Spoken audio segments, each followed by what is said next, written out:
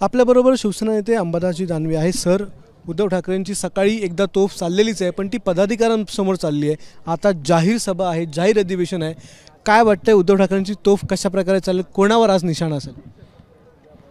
निशाणा तर साधला जाणार, परंतु ही सभा महाराष्ट्राच्या स्वाभिमानाची आहे, महाराष्ट्राच्या हिताची आहे, महाराष्ट्राच्या विकासाची आहे।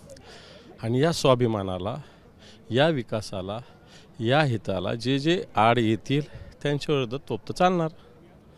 आज सकाळी आपण जो ठराव मांडला होता किंवा आपण जे प्रस्तावना दिली होती, भाषण केलं होतं, त्यामध्ये शेतकऱ्यांचा प्रश्न आपण मांडलेला होता। नाशिक आणि आसपासच्या परिसरामध्ये देखील अवकाळीमुळे अनेक शेतकऱ्यांचं प्रत्येक वर्षी नुकसान होतं आहे। काय वाटतं, या शेतकऱ्यांचा जो प्रश्न आहे तो उद्धव ठाकरे आपल्या भाषणातून मांडतील? आता भाषण ते काय करतील त्यांना माहिती, परंतु नाशिकमधील शेतकऱ्यांचा आज कांद्याचा मोठा प्रश्न आहे। एक कांदा उत्पादक शेतकरी या नाशिक परिसरात मोठ्या प्रमाणात, कांद्याला काय भाव मिळाला, चला भाव नाही दिला, निर्यात बंदी का केली, द्राक्षाची काय परिस्थिती आहे, द्राक्षाला वेगळ्या पद्धतीनं काही ना काही नैसर्गिक संकट येत असतात। कुठं बर्फवृष्टी होत असते, गारपीट होत असते, वादळ येत असतं। आणि म्हणून मला वाटतं या कित्येक वर्षांनी शेतकऱ्यांची मागणी आहे की द्राक्षाला एक प्लास्टिकचं आच्छादन करण्यासाठी सरकारने एक मदत केली पाहिजे, मोठ्या प्रमाणात 50% अनुदान दिलं पाहिजे।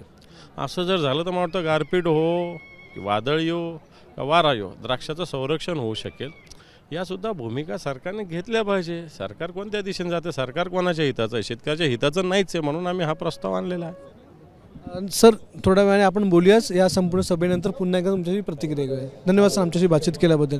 कॅमेरामॅन अरविंदसह अक्षय भाटकर, एबीपी माझा, नाशिक। एबीपी माझा, उघडा डोळे बघा नीट।